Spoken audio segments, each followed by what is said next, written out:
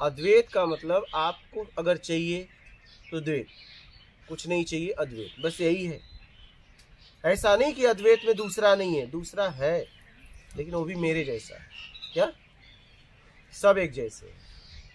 अच्छा एक ही होता तो फिर घर्षण कैसे होता, तब तो कोई अज्ञान भी नहीं होता, कोई ज्ञानी भी नहीं होता।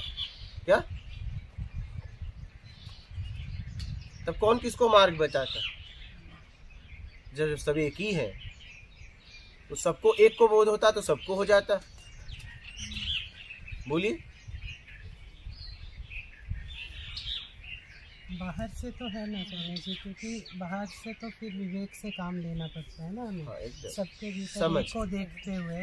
अब ऐसा नहीं है कि सांप में वही है तो हम जाके सांप को पकड़ लेंगे, या शेर आएगा तो उसके आगे हम ये तो वो तो अपना स्वभाव का काम करेगा। हाँ तो वहाँ तो विवेक बुद्धि से काम कर। ऐसे तो हम बोलते हैं कि विष्ठा भी ब्रह्म है, तो विष्ठा को उठा के खा तो नहीं लेते हम लोग। तो वहाँ तो विवेक बुद्धि से तो काम करना पड़ता है व्यवहार। बल्ब से उजाला है, उजाला बल्ब नहीं है, तो विष्ठा ब्रह्म नहीं है। क्या नहीं, ये एकदम गलत वाक्य। मैंने आधार है ना स्वामी, उससे है। हाँ आधार है। बल्ब से उजाला है, क्या उजाला बल्ब है? हाँ। बोलिए। मतलब ये उसके कारण है, उसका हाँ, आधार है। तो विष्ठा में ब्रह्म नहीं है। क्या विष्ठा में ब्रह्म नहीं, ब्रह्म से विष्ठा, ठीक है, लेकिन वो भी सीधा ब्रह्म से नहीं है, वो मेरे द्वारा है, समझिएगा। ब्रह्म से सीधा आत्मा है और ये प्रकृति है, ठीक है। विष्ठा हमारे द्वारा है, ब्रह्म के द्वारा नहीं है। लेकिन हमारे में तो ब्रह्म है ना, और उसी से तो अगर हमारे में ब्रह्म होता, हम ब्रह्म से हैं, अगर हमारे में ब्रह्म होता तो हम भटकते ही नहीं। हम ब्रह्म से हैं या हम ही ब्रह्म हैं? नहीं, हम ब्रह्म से हैं। अगर हम ब्रह्म होते तो फिर भटकते क्यों? भटकने की बात ही नहीं होती। ब्रह्म कैसे भटक सकता है? हमने ऐसे मान लिया ना कि हम नहीं हैं, तो भटक रहे हैं। तो वही तो बात है, मैंने मान लिया मैं हूँ इसलिए भटक रहे हैं। अगर मैंने मान लिया, नहीं माना ना हमने अलग मान लिया। हमने अगर मान लिया होता मैं नहीं हूँ तो भटकते कैसे? मैंने मान लिया मैं हूँ, तब मैं भटक रहा हूँ। बात समझ रही हैं? तो ये ब्रह्म से, ये प्रकृति है, ब्रह्म से आत्मा है। यहाँ तक मैं आपको बोलता हूँ कि इस प्रकृति में भी ब्रह्म नहीं है,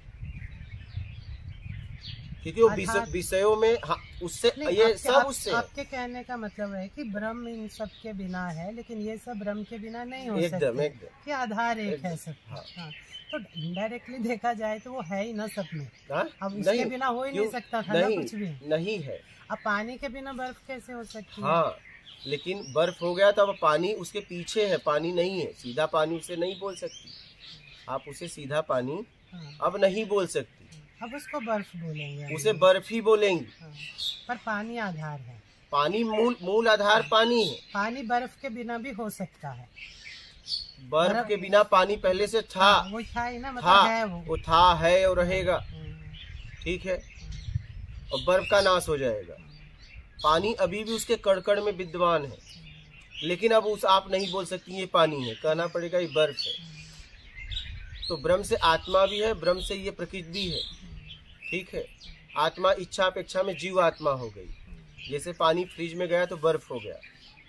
तो आपको जीव का भाव छोड़ना पड़ेगा। जीव भाव कैसे छूटेगा? जब आपको कुछ नहीं चाहिए, क्योंकि कुछ चाहिए ही बदलाव हुआ है राग द्वेष का। तो आत्म तत्व में आप स्थिर हो जाएंगे। फिर आत्मा परमात्मा की यात्रा करेगा। आत्मा परमात्मा की यात्रा करेगा। यात्रा का मतलब है कि शरीर छूटने के बाद उसमें विलीन हो जाएगा। शरीर में रहते ही उसका बोध हो जाएगा। आत्म तत्व का ज्ञान हो गया। तत्व का मतलब है कि ये ज्ञान हो गया कि सब वही है, अलग कोई नहीं है। जैसे हम वर्ड्स शब्दावली यूज करते हैं कि ये एनलाइटेंड है, ये अनएनलाइटेंड है, इनको भी एनलाइटनमेंट होना है। लेकिन जिसको बोध होता है उसको पता है कि सब वही सब है। एक जैसे हैं, वही नहीं है, वही नहीं है, सब उसी से हैं। आप मतलब शब्दावली को अगर हम ऐसे पकड़ेंगे तो शब्द ही तो मकड़ी के जाल की तरह है। यही तो बंधन बांधता है, यही खोलता भी है। आप इसका कैसे उपयोग करती हैं? तो सब एक जैसे हैं, सब एक ही नहीं है, सब एक से हैं और सब एक जैसे हैं। उस एक तक पहुंचने के लिए इन सबको छोड़ना पड़ेगा। क्या? इन सबको छोड़ेंगी तभी आपको आत्म का बोध होगा, अपने स्वयं के होने का बोध। अभी तो आपने बाहर से अपने अस्तित्व को कुछ और बना दिया है, ये आप ही ने बनाया है। क्या? ये आप ही ने बनाया। छोड़ने का मतलब उनको ऐसे तो छोड़ना नहीं है ना, बोध हो जाना ही छोड़ना समझ है ना। सब वो समझ आ जाना, बोध हो जाएगा तब तो छूट जाएगा, बात ही खत्म हो जाएगी। वही है ना, मतलब एक्चुअली तो फाइनली तो वही होना है ना, बोध तो वही है ना कि सब ये समझ आ गई आपके भीतर से कि यहाँ पे कुछ भी अनलाइटेंड नहीं है, सब अनलाइटेंड से ही है और वही है, उसी में से प्रकट होते हैं, उसी में लीन हो जाता है। हो जाए लेकिन तो अपने अपने संस्कारों के कारण सब लोग जो है इस तरह का व्यवहार कर रहे हैं अलग अलग तरीके से। तो वो समझ में आ गया तो फिर आप गृहस्थी में रहो, बाहर रहो तो आप निर्लिप्त रहोगे ना। फिर आप ज़रूरत के हिसाब से जियोगे, ज़रूरत के हिसाब से सबके साथ व्यवहार करोगे। तो फिर आप परिवार में रहो, फिर आप कुछ भी पहनो, कुछ भी खाओ, कुछ भी करो, तो आप परिवार में भी रह सकते हो, जरूरत में ही कुछ छोड़े हुए भी, जैसे सब लोग। क्योंकि गृहस्थी में क्या होता है कि आप तो बोलोगे कि छोड़ दो, ये इतना कम पहनना चाहिए। अब वहाँ पे तो 6-7 सोल्स इकट्ठी काम कर रही हैं, सब अपने अपनी ख्वाहिशें लेके पूर्व जन्म से आई हुई हैं। अब दूसरों को तो प्रभावित नहीं कर सकते, आप अपने आप को सबके बीच में रहते हुए ये समझ के साथ आप जी सकते हो। लेकिन आप सबको बोलोगे कि ये कोठी छोड़ दो, ये बंगला छोड़ दो, ये गाड़ी छोड़ दो, नहीं, आपके मन से छूट गया। लेकिन आप उनके साथ में ही रहते हुए आप एक अपना अच्छा जीवन जी सकते हैं वहाँ पे। नहीं तो आप ये अच्छा जीवन क्या होता है, बुरा जीवन क्या होता है? अच्छा जीवन माने बात जरूरत, वो व्यक्ति जरूरत में जिएगा, ना तो वो अच्छा जीवन जिएगा ना वो बुरा जीवन जिएगा। तो ये शब्दावली कैसे बोलने में आ जाती है ना कभी कभी। शब्द ही तो है, शब्द ही तो बंधन तक ले जाते हैं, शब्द ही मुक्ति तक लेके जाते हैं। जैसा जीवन है उसको वैसा देख के जिएगा। हाँ, अगर आत्म का बोध हो गया तो फिर जरूरत में जिएगा, आकर्षित करने के लिए नहीं जिएगा। वो दिखावा वाली जिंदगी अब उससे नहीं हो पाएगी। वो किसी को रोकेगा भी नहीं, लेकिन उससे नहीं हो पाएगी। वो किसी को रोकेगा भी नहीं, लेकिन उससे नहीं हो पाएगी। समझ रही है?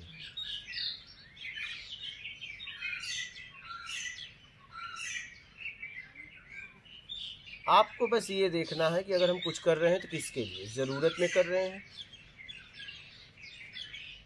कि जरूरत से ज्यादा में कर रहे हैं। बस इसी पॉइंट को पकड़ना है, और ये आप ही पकड़ सकती है, ये कोई और आपके बगल वाला नहीं पकड़ सकता। क्या?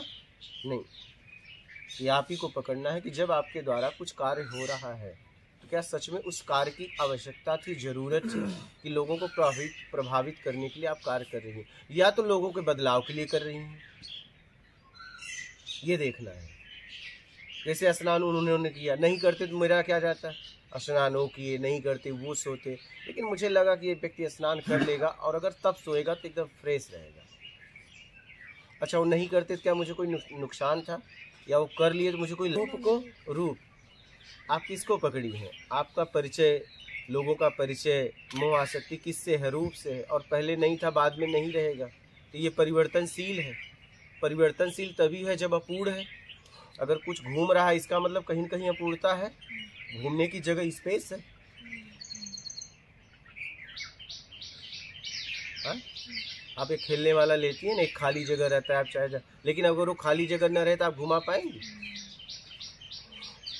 हाँ, नहीं घुमा पाएंगे ना। तो ये प्रकृति परिवर्तनशील है, परिवर्तनशील है। खाली जगह है, लेकिन खाली जगह भी नहीं है, हवा से भरा हुआ है। समझ रही है?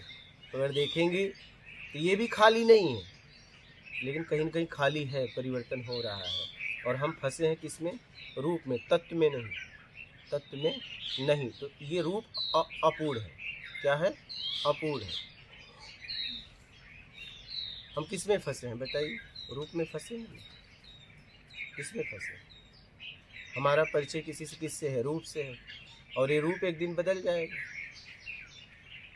और रूप में कुछ भी ऐसा होता है, वो बीमार होता है तो हमें दुख, स्वस्थ हो गया सुख, इसी में लगे हैं। शरीर छोड़ दिया तो बहुत दुख, और हमें पता था कभी न कभी छूटेगा। तो हम रूप में फंसे हुए हैं। रूप अपूर्ण है। पहले नहीं था, बाद में नहीं रहेगा। क्या? पहले नहीं था और बाद में भी नहीं रहेगा। हम इसी में फंसे हैं। जो था, है और रहेगा, उस तक तो हम पहुंच ही नहीं पा रहे। रूप में भी वो है, अगर ये बोध हो जाता है तो फिर रूप रहे या ना रहे, तो हम पहले और बाद की बात करते हैं, बीच में भी वो है, उसकी बात हम लोग नॉर्मली नहीं करते कि जो पहले रूप था से और मुक्त हो अभी जाएगी। है। हाँ, मतलब रूप में भी वही है, जब उसका बोध हो जाएगा तो पहले था, अब है, नहीं रहेगा, या वो है ही नहीं, वो सारा बोध हो जाता है फिर। एकदम। रूप से आप पीछे तभी जा पाएंगी, उसका बोध तभी होगा जब रूप से छूटेंगी। आप तो एक ही जगह हो सकती, दो जगह तो हो नहीं सकती। छूटना तो मन से ही है ना स्वामी कहीं जी, कैसे रूप नहीं भी छूटेगा, मन से ही चाहे छूटेगा। जैसे आपको लगे, मन से, तन से, मानसिक, आप चाहे जैसे आपको लगे, ठीक है।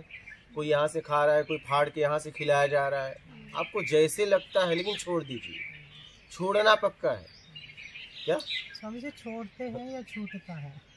समझ आ गई तो छूट जाएगा। छोड़ने में भी वो है, बंधन है, लेकिन छूट जाएगा कब? जब समझ आएगी। इसी के लिए सत्संग होता है। छूट जाएगा समझते समझते, लेकिन कहीं न कहीं छोड़ने की इच्छा आपको बनानी पड़ेगी, तभी छूटेगा,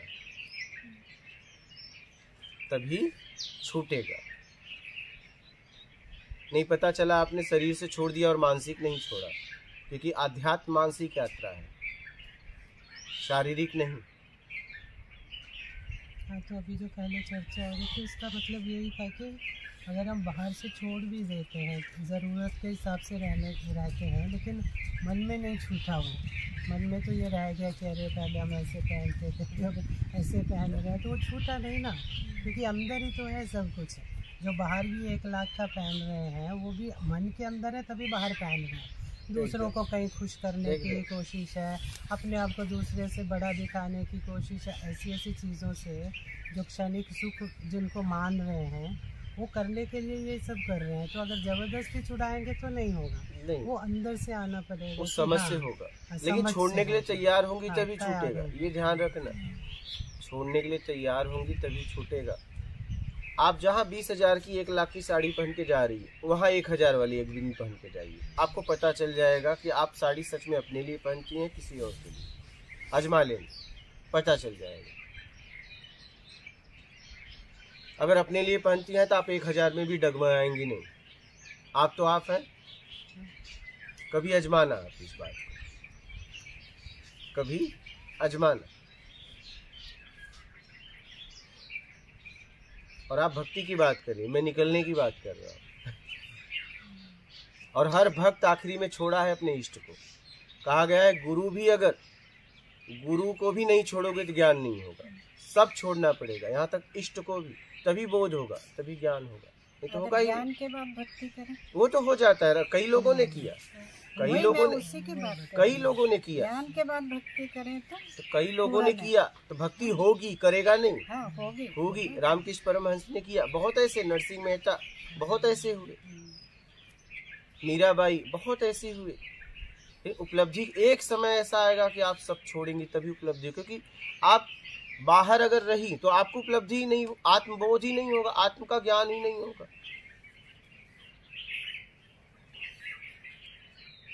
आदिगुरु शंकराचार्य की आपने बात की, आदिगुरु शंकराचार्य ने पहले सब छोड़ा, अद्वैत का प्रचार किया, लेकिन माँ का शरीर छूटा तो माँ के पास गए और फिर गांव वालों को श्राप भी दे दिया, अग्नि नहीं दिए तो। प्रचार किसका कर रहे थे? एक। लेकिन श्राप किसको दिया? दूसरे के लिए, तीसरे को। समझना इस बात को।